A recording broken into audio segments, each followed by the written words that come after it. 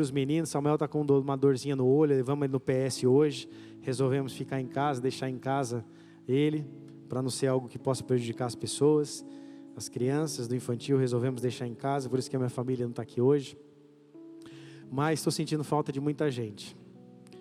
Vamos fechar os nossos olhos, vamos orar?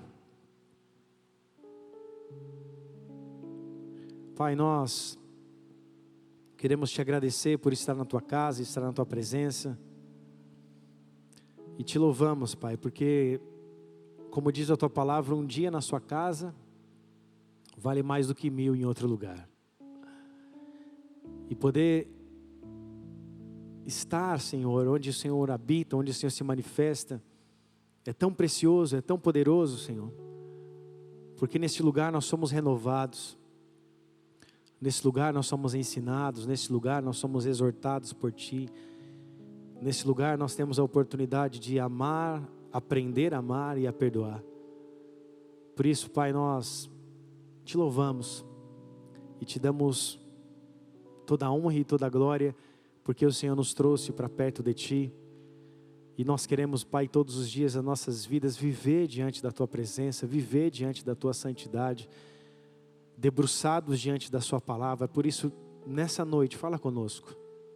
Que Teu Santo Espírito ministre nossos corações e que nós possamos sair deste lugar, Pai, com uma palavra em nossos corações, com uma certeza de fé em nossos corações. Que o Senhor possa, Pai, realizar e falar conosco no mais profundo do nosso ser. Porque o Senhor conhece as profundezas do nosso coração. O Senhor conhece aquilo que muitas vezes a nossa esposa não sabe, que o nosso marido não sabe. Você sabe aquilo que nossos filhos não sabem. Você sabe, Pai, tudo aquilo que está no coração de cada um de nós aqui, o Senhor conhece, Pai. As intenções e os pensamentos do nosso coração, o Senhor sabe. Por isso, Pai, que em nome de Cristo Jesus, o Senhor nos visite no mais profundo, para que possamos ser transformados, para que possamos nos apegar em Ti e na Tua palavra, de uma forma onde nós estamos alicerçados e lançando a nossa vida diante dos Seus pés, com uma total dependência do nosso Senhor, com uma dependência total da Tua paternidade, com uma dependência total do Teu amor. Nós nos rendemos, Jesus, nos rendemos diante de Ti, nós abrimos os nossos corações. Fala conosco, Espírito Santo. Ministra os nossos corações e as nossas vidas, em nome de Jesus. Se você crê, diga amém. Amados, o tema dessa palavra é as virtudes do não de Deus. Muitos de nós, ou quase todos nós, amamos e gostamos dos sims, ou do sim que Deus pode nos dar. Receber um sim de Deus para um comissionamento, para uma obra, para algo que Ele tem para nossas vidas é muito bom. Mas também receber o não de Deus, muitas vezes pode ser doloroso. E para muitos, o não de Deus é frustrante. Nós precisamos ter um entendimento de que há virtude no não de Deus. A palavra virtude, no grego, ela pode ser traduzida por poder, por manifestação de poder, mas em suma significa poder. Então há poder quando Deus nos diz não. Deus também manifesta o teu poder quando Ele diz para nós não. Olhe para uma pessoa bonita que está do seu lado, aponte o teu dedo de profeta para ela, com todo carinho e respeito, e diga assim para ela: não. Agora que você fez meio com calor ainda, você vai falar com vontade, fala para ela assim: não. Essa foi a forma que Deus resolveu se comunicar com o seu povo nas leis mosaicas, nos 10 mandamentos. Dos 10 mandamentos que estão escritos tanto em Êxodo 20 como em Deuteronômio capítulo 5, nós vemos que Deus, nesses 10 mandamentos, 8 dos 10 mandamentos, Deus começa dizendo não. Ele diz: não terás outros deuses diante de mim, não farás para ti imagem de escultura e nem adorarás, não tomarás o meu santo nome em vão, não matarás, não adulterarás, não furtarás, não darás falso testemunho, não cobiçarás a mulher do próximo, a casa do próximo, o campo do próximo. E as outras 2 leis restantes dos 10 mandamentos, outros 2 mandamentos restantes é sobre guardar o sábado e sobre honrar pai e mãe.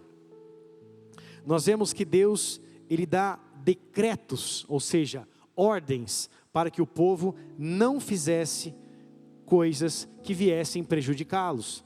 Quando Deus estabelece esses princípios, esses limites para o povo, era que Deus estava preocupado que o povo caminhasse com Ele. Quando um pai diz para o filho não, não é que ele quer o mal para o filho, mas é o contrário, ele deseja o bem. Então quando Deus estabelece os limites, e dos 10 mandamentos, 8 Deus fala, não faça, isso não é para você, não adultere, não furte, não mate, não dê mau testemunho, não faça imagem de escultura, não adore outros deuses, não tome meu santo nome em vão, não cobice a mulher do próximo. Deus está criando uma espécie de obstrução para que nós não venhamos cair no abismo do pecado.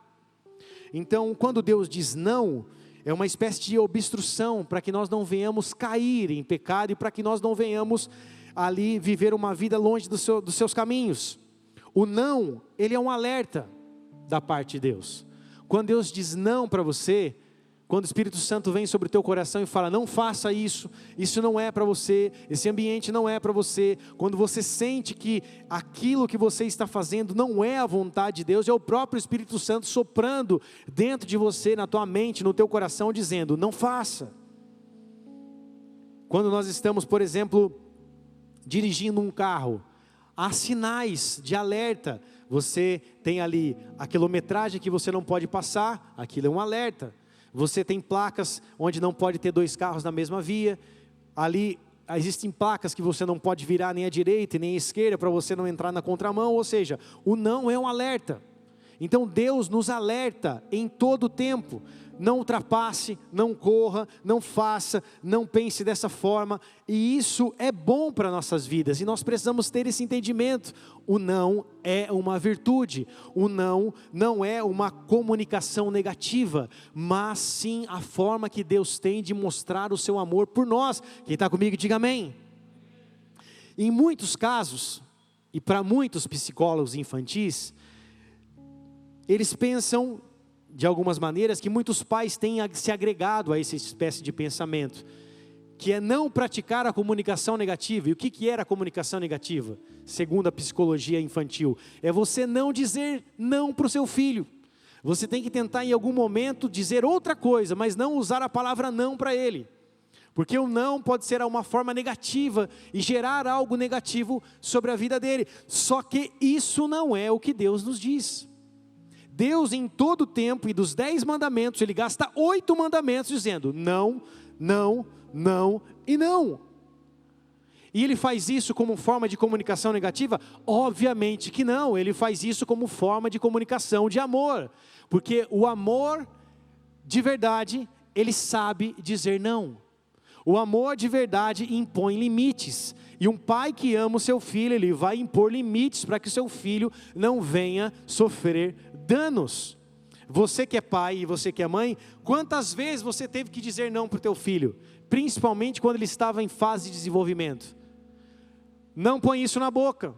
Não ande ali. Não põe o dedo na tomada. Não corre. Anda mais devagar. Não, não, não e não. Se você for parar para pensar, eu como pai, quantos não eu falo para o meu filho no dia, ou a pastora que fica mais tempo com ele porque eu estou trabalhando.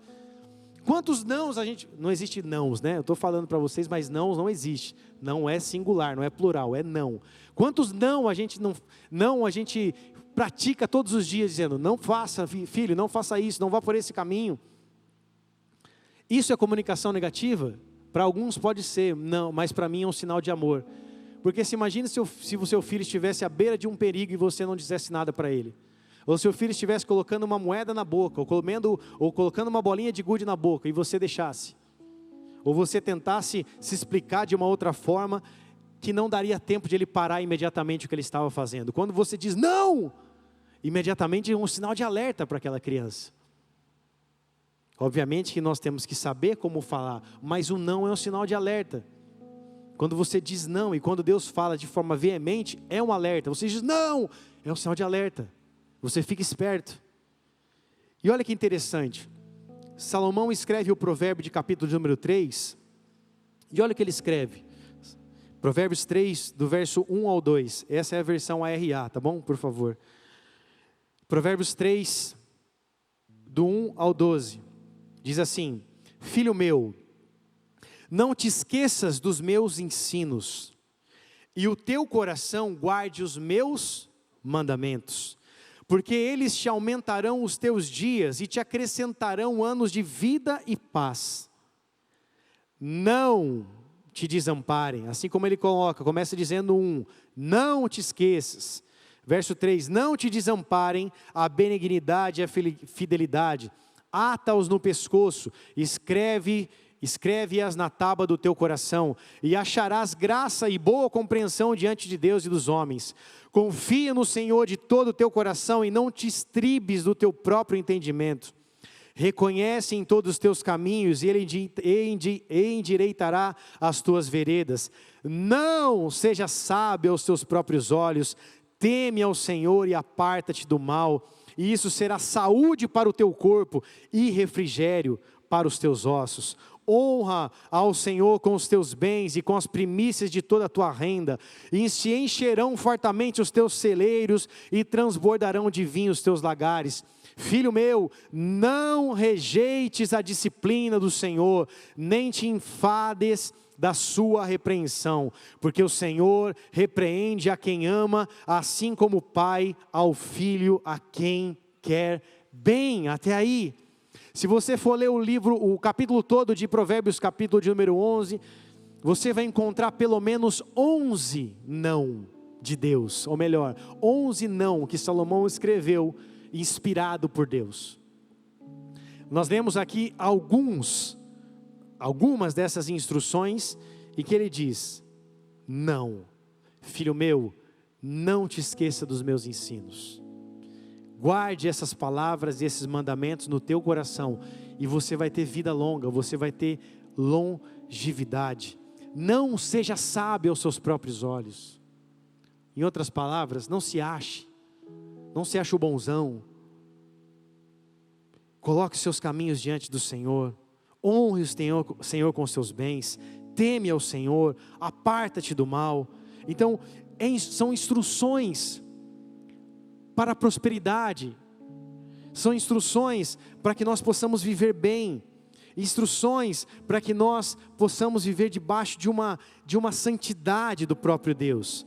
Nós amamos ouvir sim, nós achamos o sim legal. Olha, pode fazer, olha, você está liberado, olha, você está pronto, você está preparado, vai, você pode ir. Mas e quando Deus nos diz não? Como nós nos comportamos com o não que nós recebemos de Deus? Quando você fala para o teu filho ou para a tua filha: não vai comer sobremesa antes do almoço, não vai comer doce antes do almoço, não vai comer bala antes do almoço, não vou comprar aquela coisa no mercado. Você está fazendo por mal ou por bem? Obviamente você está fazendo pelo bem do teu filho. Quando você fala para ele não comer uma bala antes do almoço, é que você não quer que ele estrague a refeição, que vai ser nutritiva para a vida dele. Você está evitando o excesso de açúcar, que pode trazer doença para o teu filho. Quando você diz para o teu filho: não vou comprar tudo que você quer no mercado, você está ensinando princípios para ele. Então o não é estabelecimento de limites, mas não é por mal, é demonstração de amor. Por isso, crianças, em alguns momentos que ela ouve a palavra não, as crianças que ouvem, né? Porque tem pais que não praticam isso, infelizmente.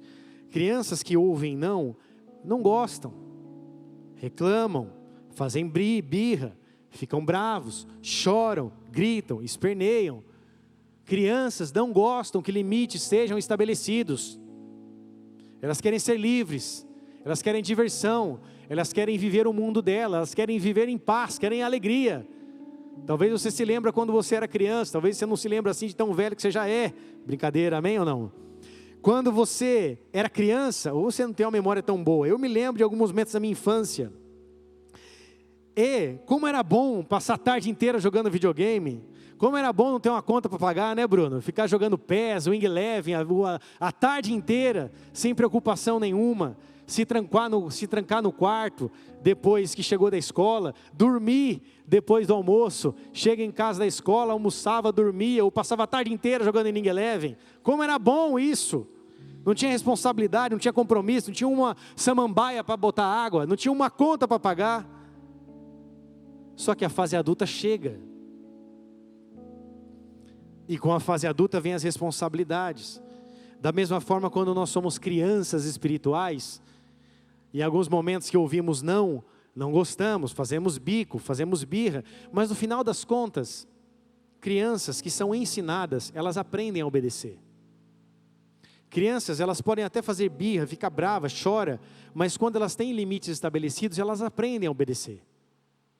Por bem ou por mal, mas elas aprendem. E crianças, por ter um coração puro, elas rapidamente se esquecem daquilo. Ela chorou por uma bala que você disse para ela não comer, mas daqui a 20 minutos ela já esqueceu daquela bala. Ela já está procurando outra coisa para fazer, porque a pureza da criança é algo sobrenatural. Então ela se esquece muito rápido e perdoa muito rápido. Agora, quando nós vamos nos tornando maduros, ou vamos criando uma certa maturidade, vamos crescendo, em alguns momentos nós paramos na adolescência espiritual. E o adolescente, ele não gosta de ouvir não. E qual é a diferença de uma criança para o adolescente? A criança, ela pode fazer birra muitas vezes, acaba ali não gostando, mas acaba obedecendo. Porque ela não tem ainda uma cosmovisão, ela não entende ainda como funcionam as coisas. Já um adolescente não, ele já sabe como são as coisas, ele já tem argumentos, coisas que crianças não têm. A criança tem a birra e o choro para tentar argumentar com os pais, ou o grito. Já um adolescente ou um jovem, ele tem palavras para argumentar, que são piores do que grito e que choro. Então muitas vezes o pai fala para o adolescente, não faz isso. O adolescente vai dizer o quê? Por que você está dizendo que eu não posso fazer? Meus amigos fazem, por que eu não vou naquela festa? Por que eu não vou naquela balada?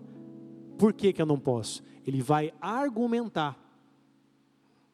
E um pai e uma mãe fraca de argumentos será engolido pelo teu filho adolescente. Porque você não tem que impor as coisas para o teu filho, você tem que ensiná-lo. E quando Deus, Ele coloca os não sobre as nossas vidas, Ele está nos ensinando algo sobre amor. Quando Deus fala não faça, Ele está nos ensinando o seu amor. Ele está demonstrando amor sobre as nossas vidas e não ódio. Porque o que o adolescente vai fazer? Ele pensa que você está brigando com ele quando você diz não. Ele pensa que você não entende o mundo dele. Ele pensa muitas vezes que o pai ou a mãe é um inimigo dele. Porque o pai e a mãe estão dizendo não ou estabelecendo limites. Por isso, muitas pessoas se tornam assim, adolescentes espirituais. Quando escutam um não, gritam, esperneiam, ou melhor, não fazem mais isso porque criança faz isso, mas querem debater, querem bater de frente. Não, mas eu não concordo. Não, mas eu acho que não é assim. Não, mas eu isso. Não, mas é aquilo. E muitas vezes se trancam dentro de si, sem saber o porquê que o pai está dizendo não. Tem adolescente que não busca entender o lado do pai, e só vai entender isso muitas vezes depois que se tornar pai. Quem é pai aqui sabe quando seu pai e sua mãe diziam, você vai ver quando você for pai, você vai ver quando você for mãe, você vai entender o que eu estou dizendo. Por quê?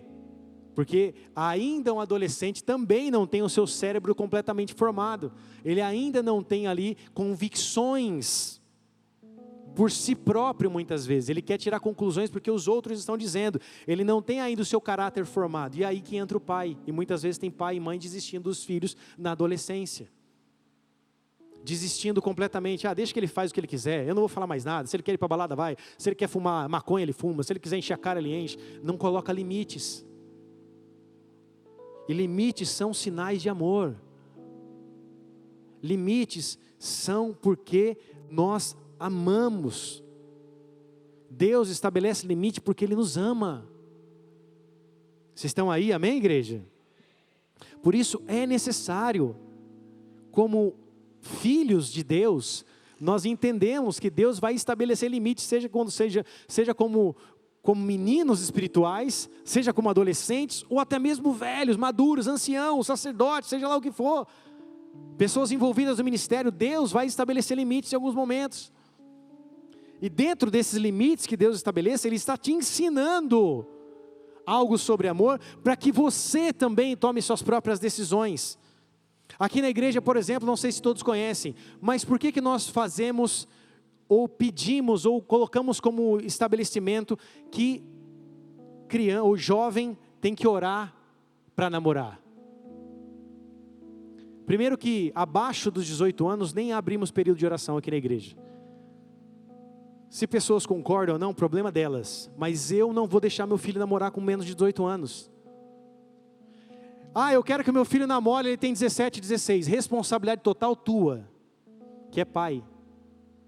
Eu não vou abrir período de oração para o teu filho, porque o meu filho vai namorar após 18 anos, porque eu não quero que meus filhos vivam o que eu vivi. Eu não quero que meus filhos comecem cedo relações sexuais, eu não quero que eles se exponham aos riscos. Essa é a minha opinião, e essa é a visão que eu estabeleci sobre a igreja. Menos de 18 anos eu não abro período de oração, são os pais que são responsáveis. Se o pai quer que o filho namore, se o pai permite que o filho namore, ele que supervisione. Ele que supervisione, que se a criança não vai transar com 16 anos, com 15 anos, se não vai gerar um filho bastardo, ele que supervisione. Agora, a partir dos 18 anos, abrimos período de oração. Quanto tempo? O Espírito Santo vai dizer. 3 meses, 6 meses, 1 ano, talvez Deus fale conosco assim. Não quero abrir período de oração, não precisa, também não tem a minha bênção. Não tem a minha bênção como pastor dessa casa, não tem problema, eu quero abrir período de oração, não tem problema, pode abrir. Significa que eu abrir período de oração, eu tenho que casar? Não. O Gabriel e a Fernanda oraram 6 meses, vão casar só em 2025. Não está relacionado o período de oração com o casamento. Eu discordo, o problema é teu. Eu não quero que o meu filho namore antes dos 18 anos. E eu estabeleci esse limite dentro da minha casa, e não seria diferente da igreja que eu sou pastor. Mas o pastor de lá batiza com 12 anos e pode namorar com 13. Problema é do pastor de lá. Eu estabeleci o que eu estabeleci sobre a minha casa, porque a Bíblia fala que um pastor que não cuida bem da sua própria casa não pode cuidar da igreja de Deus. Então, se na minha casa o limite é 18 anos para começar a namorar, na igreja o limite também é 18 anos. Eu não faria diferente da minha casa. Porque eu não sou 2 pessoas. Eu não sou 2 Rodolfos. Eu não sou um em casa ou na igreja ou no trabalho. Eu não sou 3, eu sou o mesmo. Aqui, na igreja e no trabalho, eu sou o mesmo. Eu não sou ânimo dobre e eu não tenho caráter ratificado, eu sou o mesmo. Isso é por amor. Por que estabelecer limite, tempo de oração? Porque eu já vi muita gente quebrando a cara. Pessoas que começam no período de oração e no período de oração vê que não é de Deus. E olha como é importante o período de oração, porque ela vai descobrir quem realmente é a pessoa. Porque no mundo é só isso. Chegou, conheceu na balada, beijou, na mesma hora está no motel. É isso que a igreja tem que praticar? É isso que a igreja tem que permitir? Namora como quer, faz como quer. Não é isso que nós temos que fazer com a nossa geração. Por isso que tem que ter limites. Gostando ou não. Pessoas discordando ou não. Tem que haver limites. A igreja também é o lugar que tem que ter limites. E nós precisamos passar isso de geração para geração. Como eu disse, eu não quero que meus filhos vivam o que eu vivi. Eu não quero que meus filhos tenham várias namoradas, eu não quero que meus filhos tenham vários relacionamentos sexuais antes do casamento. Eu não quero isso para eles, porque isso só trouxe mal para a minha vida. Isso só trouxe contaminação para a minha vida. Só problemas dentro de mim. Só lutas internas. Por isso, quando eu olho para uma criança de 15, 16 anos, eu vejo, cara, Não está pronta ainda. Não tem dinheiro para pagar um McDonald's. Tem que estudar, tem que trabalhar. Pensar em trabalhar, pensar em se formar, para depois pensar em namorar. Ai, pastor, eu penso diferente. Tudo bem, é a sua opinião. O filho é teu, você cuida. Mas com a bênção de Deus para namorar, os limites são esses aqui na igreja. Limites não são para distanciar as pessoas. Limites são estabelecidos como forma de amor. Você já pensou seu filho começando a namorar com 16 anos, engravidando uma criança? De 14, de 15? Quem que vai cuidar? Você. Quem que vai pagar as contas do seu filho? Você.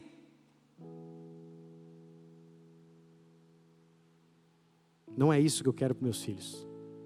E eu tenho certeza que você também não quer isso para os seus. Eu tenho certeza que você quer que seu filho trilhe o caminho bíblico. Crescer, frutificar, conhecer uma mulher da sua mocidade, casar com ela, ser fiel todos os dias da sua vida e terminar a sua jornada. É isso que eu quero, para mim e para os meus filhos. E para a igreja que eu sou pastor. Por isso, um pai, ele diz e coloca limites como forma de dizer para o filho: filho, eu te amo tanto. Eu te amo tanto que eu não quero o seu mal. Eu te amo tanto que eu não quero que você vá para aquele lugar. Eu te amo tanto que eu não quero que você comece a ter relacionamento sexual com 15, 16 anos. Eu te amo tanto que eu não quero que você use droga. Eu te amo tanto que eu não quero que você saia dirigindo um carro sem habilitação e morra ou mate alguém, que é pior ainda. Então o amor, ele vai estabelecer limites, e Deus, ele faz isso conosco. Ele repreende o filho que ele ama. Ele diz: não, filho, não é para você isso. Eu estava lá no México, vamos jantar? Vamos jantar em tal lugar. A pessoa: não, a gente vai jantar num barzinho ali, vai ter uma música ao vivo. Eu não vou. Você vai jantar onde? Eu janto no hotel, mas lá eu não vou. Eu janto sozinho, mas lá eu não vou. Não, não é para mim. O que eu vou fazer num barzinho com música ao vivo? Não é para mim. Eu não vou. Não. E Deus te diz não em alguns momentos para que você aprenda a dizer sim por conta própria. Ou melhor, falei errado. Deus te ensina a dizer não para que você aprenda a dizer não por conta própria. Deus te ensina e te disciplina para que você, em momentos em que estará sozinho, não tiver ninguém te olhando, no momento onde você está, você e as nuvens de testemunhas que estão ao seu redor, que são os anjos, você aprenda a dizer não por você mesmo. Por isso que a palavra vai nos repreender e nos disciplinar em todo momento, para que você aprenda a se portar, para que eu aprenda a me portar, para que eu aprenda a me comportar como um filho de Deus, dizendo: não, isso não é para mim. Não, eu já morri para isso. Eu já morri para esse mundo. Eu já não sou mais desse mundo. Não, isso já não faz parte mais da minha vida. Olha o que o livro de Hebreus fala. E eu já estou encerrando, que hoje eu vou acabar o culto cedo. Hebreus capítulo 12, 5 ao 13.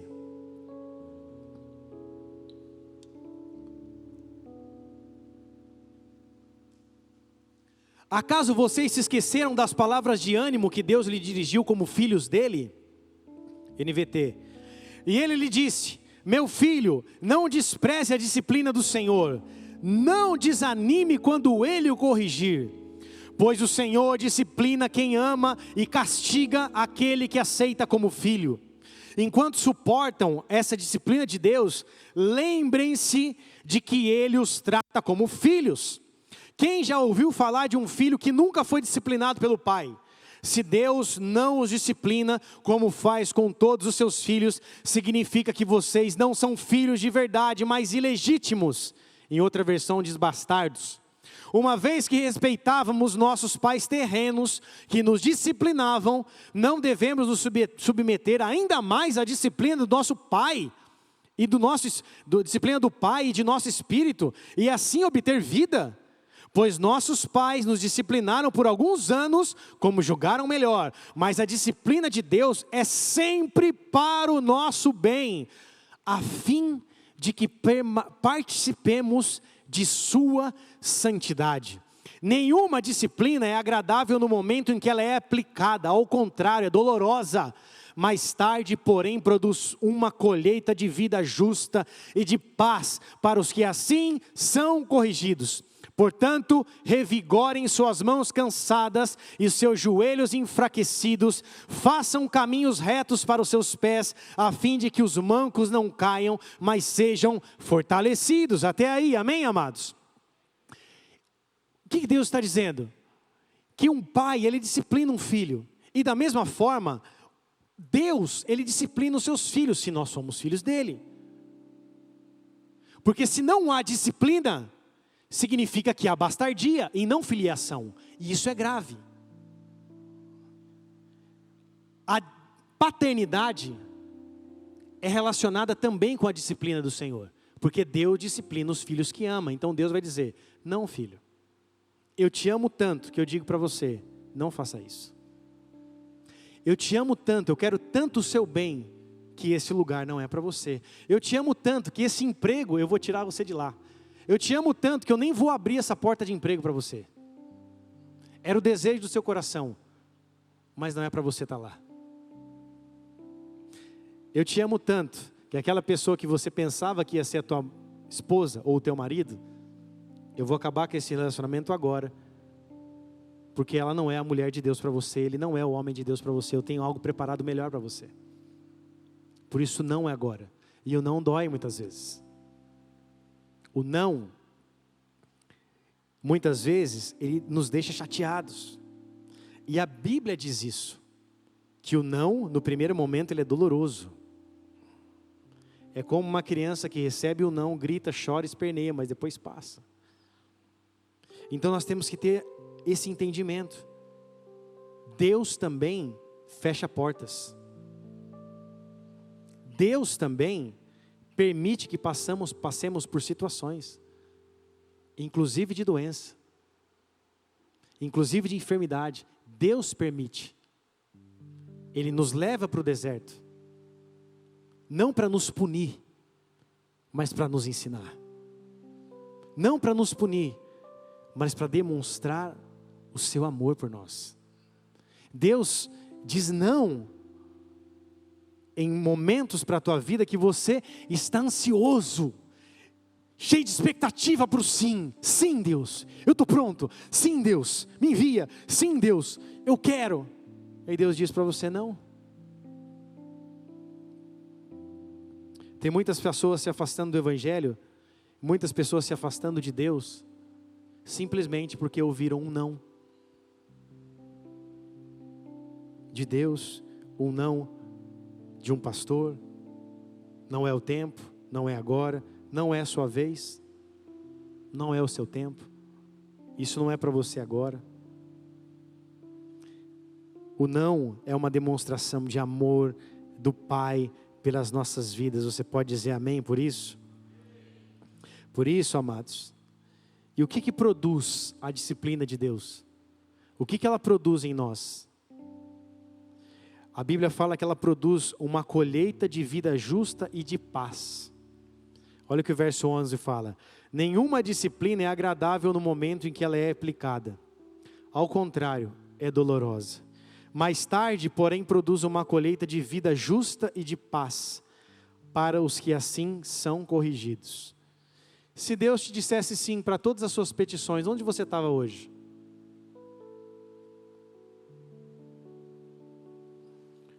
Se Deus te dissesse sim, em qual casamento você estaria?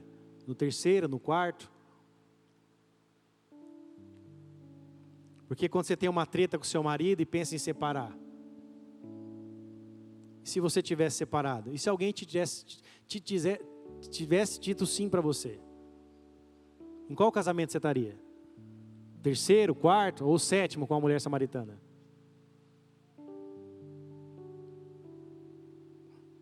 Deus nos diz não como sinal de alerta. E isso gera em nós uma vida justa e de paz. Por isso, além de gerar em nós uma vida justa e de paz, a disciplina, ela nos dá a capacidade de participar da sua santidade. Olha o que o verso 10 vai dizer: pois os nossos pais nos disciplinaram por alguns anos, como julgaram melhor. Mas a disciplina de Deus é sempre para o nosso bem, a fim de que participemos da sua santidade. Deus disciplina o filho que ama, porque filhos são disciplinados, a fim de que nós participemos da sua santidade. Então Deus vai nos dizer não, em muitos momentos, para que nós possamos ter uma vida justa, de paz, e principalmente uma vida de santidade. E para se viver em santidade, é necessário não apenas ouvir o não de Deus, é necessário aprender a falar não para as coisas do mundo. É necessário aprender a falar não para você mesmo, porque santidade é a renúncia do teu eu. A santidade é você abrir mão da tua vida para viver para Ele, que é santo. É viver segundo os costumes, os padrões, os valores, a cultura do céu. Então Jesus nos chama para uma vida de renúncia diária. A liberdade de Cristo, ela tem um preço. Qual que é o preço? Abnegação. A abnegação nada mais é do que aprender a dizer não para você mesmo. E Jesus nos disse, em Lucas capítulo 9, verso 23 ao 25, disse-lhe ele à multidão: se alguém quiser ser meu seguidor, negue-se a si mesmo. Tome a sua cruz, tome diariamente a sua cruz e siga-me. Se tentar se apegar à sua vida, a perderá. Mas se abrir mão da sua vida por minha causa, a salvará. Que vantagem há em ganhar o mundo inteiro, mas perder ou destruir a sua própria vida? Olha o que Deus está dizendo. Olha o que Jesus está dizendo. Negue-se a si mesmo. Primeiro não que você precisa dizer para você mesmo: não, eu não posso, não, eu não quero, não, isso não é para mim, não, eu não faço mais parte desse mundo. E eu tomo essa decisão diária de pegar a minha cruz, de seguir Jesus, de ser o seu discípulo. Porque se eu viver de outra forma, eu posso ganhar tudo, mas perder a minha vida. Eu posso ganhar o mundo inteiro, mas o que adianta se eu destruir minha própria vida? E se eu não herdar a salvação? Por isso o não, ou Jesus, essa palavra é difícil, abnegação, ela é uma renúncia diária. Agora vira para a pessoa que está do seu lado e fala assim para ela: a renúncia não é um peso para aqueles que sentiram o peso do amor de Deus sobre as tuas vidas. Então não é um peso o não de Deus, não é um peso você renunciar a si mesmo. Desde que o peso da glória e do amor de Deus já tenha sido derramado sobre a tua vida. Não tem nada que eu não possa fazer por Ele. Porque o seu amor sobre a minha vida já me trouxe o entendimento de tudo o que Ele já fez por mim. E o que Ele fez por mim foi morrer no meu lugar. O que Ele fez por mim foi se entregar no meu lugar. Então o que eu preciso fazer é me entregar para Ele, para que eu seja participante da sua santidade, para que eu seja participante de uma vida justa, para que eu viva uma vida de integridade, para que eu viva uma vida como Ele viveu. Então eu dizer não para o mundo, não para lugares, não para as pessoas, não para mim mesmo, significa que eu estou cada dia mais dependendo dEle. E quanto mais eu obedeço a Ele, quanto mais eu dependo dEle, mais serei participante da sua glória, mais serei participante do seu poder, e mais eu vou ser usado para a glória dEle, amém, amados? Por isso, uma das primeiras coisas que você deve olhar num homem de Deus que você admira, não é onde ele chegou, não é os lugares que ele prega, os livros que ele lançou, as músicas que ele canta, os lugares ou os países que ele já visitou, ou a prosperidade do seu ministério. As coisas que você tem que olhar é o preço que ele pagou primeiro. Porque as pessoas vão olhar aquilo que pode ser visto. Olha onde ele está, olha o que ele fez, olha isso, olha aquilo. Mas poucos olham, muitos veem a ponta do iceberg, mas não veem a estrutura que está por baixo. E de todo grande homem de Deus e mulher de Deus, ungido, levantado por Ele, não esses falsos profetas que está cheio aí, profeta do Pix, profeta do CPF, não esses, os homens e mulheres de Deus de verdade, que pregam a palavra, a estrutura, 100% é de uma vida submetida à vontade de Deus, é uma vida de sacrifício. Você nunca vai ver um grande homem de Deus ou uma mulher de Deus que nunca se sacrificou por Ele, que nunca se entregou por Ele, que nunca se deu por Ele. Não existe. Porque discípulos precisam ser como seu mestre. E Jesus disse: negue-se e tome a sua cruz. E depois siga-me. Então essa é a estrutura do reino. Negue-se, tome a sua cruz e depois me siga. O que Jesus falou para o jovem rico? Negue-se. Dê os seus bens para os pobres. Segue-me. Quando ele disse para os discípulos, segue-me, ele estava dizendo, deixe tudo para trás. Negue-se a si mesmo. Negue a pesca. Pedro, você já não é mais pescador de peixes. Agora você é pescador de homens. Pedro teve que dizer não para o comércio da pesca, para dizer sim para os negócios do reino. Quando Elias lança a capa sobre Eliseu, o que Eliseu faz?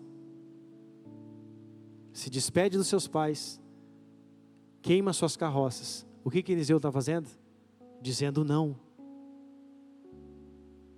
Não para a sua vida, não para a sua rotina, um beijo nos seus pais e dizendo sim para Deus. Ou seja, amados, a vida com Deus é uma vida de renúncia. A vida com Deus é uma vida de renúncia, porque quanto maior for a tua renúncia, maior será a tua dependência. O teu nível de dependência só aumenta quando você aumenta o seu nível de renúncia. E o que eu estou disposto a renunciar? Olhe para Abraão. Abraão renunciou ao seu filho, para que a vontade de Deus fosse feita. Deus renunciou o seu próprio filho. Cristo renunciou a sua própria vontade. Ou seja, a cruz foi a maior renúncia da humanidade. Jesus renunciou a sua própria vida. Ele abriu mão da sua glória, por amor. Ele diz não para Ele mesmo, por amor aos pecadores. E por que eu não vou dizer não para o mundo? Por que eu não vou dizer não para mim mesmo? Por que eu não vou dizer não para minhas próprias vontades? Ai, pastor, mas é difícil. Ah, mas é complicado. Eu sei que é uma luta diária. Por isso que a Bíblia vai dizer, tome a sua cruz diariamente. Na versão NVT vai dizer, tome a sua cruz diariamente. Olha aí o que está dizendo. Disse ele à multidão, se alguém quiser ser meu seguidor, negue-se a si mesmo, tome diariamente a sua cruz.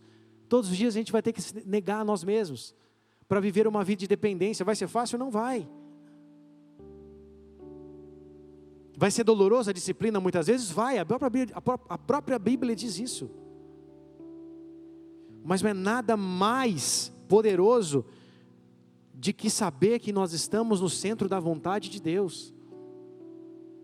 Não há nada mais poderoso, não há nada mais feliz, não há maior bem-aventurança que saber que estamos no centro da vontade de Deus.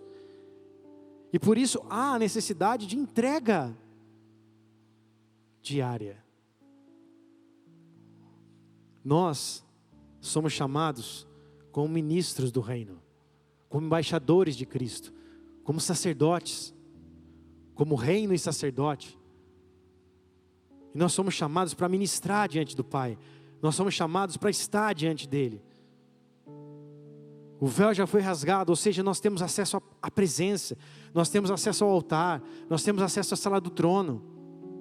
E isso não pode ser feito de qualquer jeito. Isso não pode ser feito de qualquer forma. Há sim a necessidade de negarmos a nós mesmos, como Cristo se negou, como Cristo se entregou.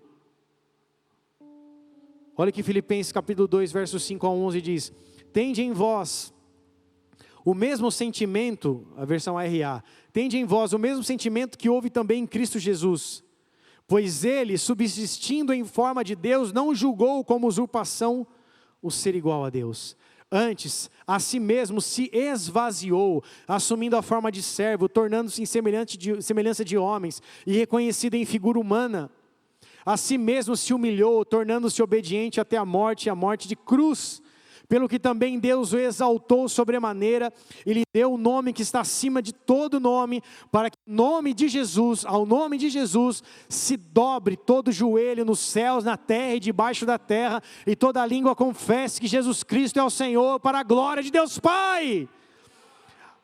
Ai, Jesus Cristo, eu vou aprender a falar essa palavra, abnegação de Cristo, ou seja, o não que Cristo disse, ao se esvaziar, a assumir a forma de servo, a abrir mão da glória, a abrir mão do trono, tudo isso ele fez para um propósito maior, tudo isso ele fez para que as vidas, ou seja, eu e você, fôssemos tocados pelo teu amor. Então ele diz não para a sua própria vontade, para que o amor dele pudesse alcançar a tua vida. Então o próprio Cristo negou a si mesmo, ele negou as suas próprias vontades, para que você pudesse ter acesso ao amor dele. Então, Jesus diz não para o mundo, não para as propostas e ofertas de Satanás. Ele diz não para a sua própria vontade, ele se torna obediente até a morte e a morte de cruz.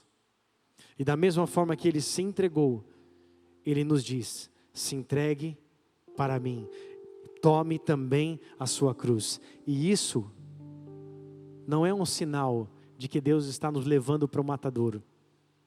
Muito pelo contrário. Esse é um sinal de amor, que Deus está nos levando para a porta de entrada da vida eterna.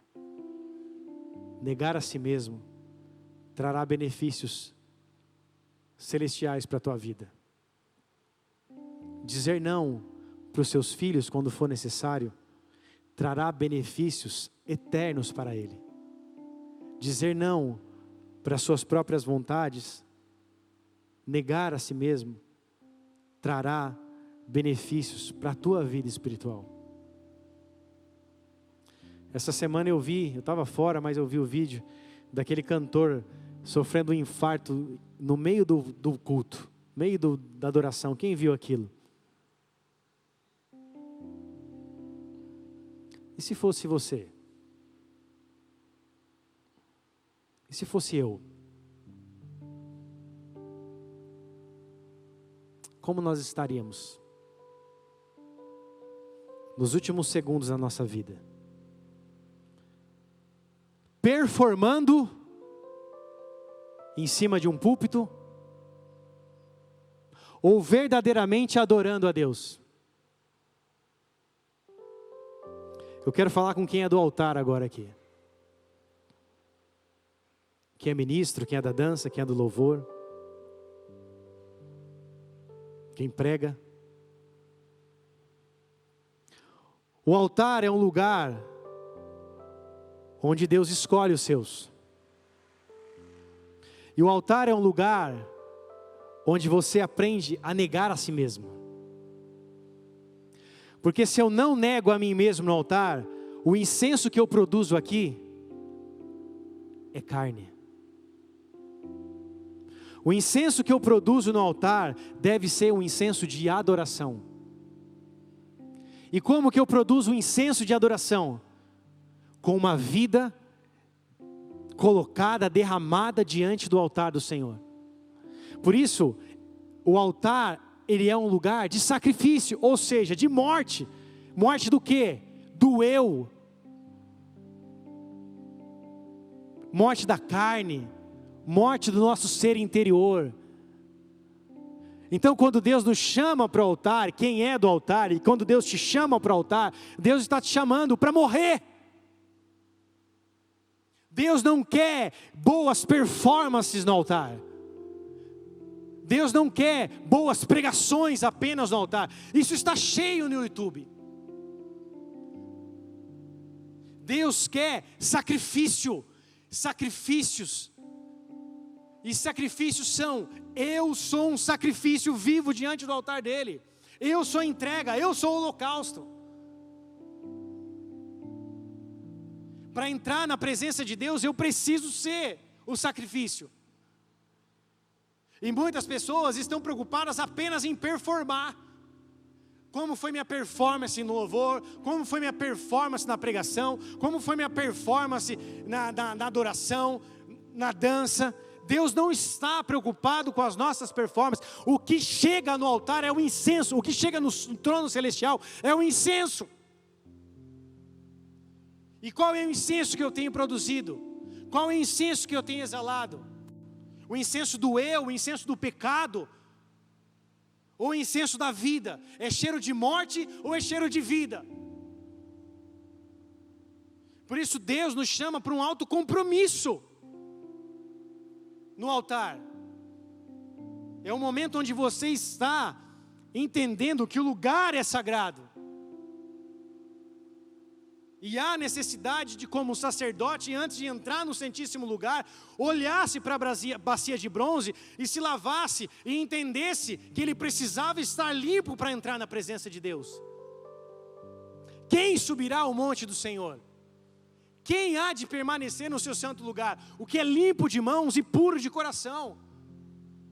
Ou seja, eu preciso constantemente dizer não para mim mesmo. Eu preciso constantemente dizer não para o mundo. Eu preciso constantemente pedir perdão pelos meus pecados. Eu preciso constantemente estar alinhado com Deus. Porque se um dia for eu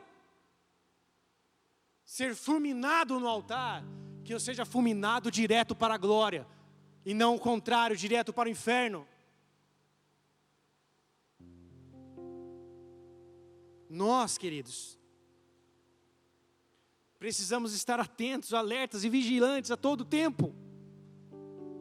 O reino não é uma brincadeira. Nós não brincamos de fazer igreja. Não brincamos de fazer a palavra. Não brincamos de adorar. Isso não é o nosso passatempo. Eu podia estar com meus filhos no shopping. Isso não é o nosso passatempo. Essa é a nossa vida. Uma vida de entrega diante dEle. E nós somos chamados para isso. Deus te chamou para isso. Deus te chamou para ser participante e coparticipante da sua glória. Mas você vai precisar entender que todos os dias nós vamos ter que nos entregar. Nos entregar para Ele. Todos os dias. Nos entregar para a sua vontade. Vai ser uma luta, porque a carne vai militar contra o Espírito. Mas vai valer a pena. Vai valer a pena. O seu não é valorizado diante de Deus. Deus te vê quando você nega o mundo. Deus vê o seu sacrifício. Deus vê a tua entrega. Deus vê o teu coração. Deus vê o que ninguém vê. Por isso nós fomos chamados como filhos, como discípulos, a entender. Eu fui chamado para ouvir o não de Deus. Sim. Mas também fui chamado para dizer não para o mundo e sim para o meu Senhor. Quanto mais não você diz ao mundo, mais sim você diz a Ele. Quanto mais não você diz as coisas da carne, as vontades carnais, mais sim você diz para a dependência dEle.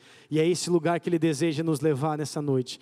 Um lugar de dependência da sua santidade. Um lugar de dependência do seu amor. Um lugar de dependência onde nós só acessamos a partir da nossa morte, do nosso eu. Feche seus olhos.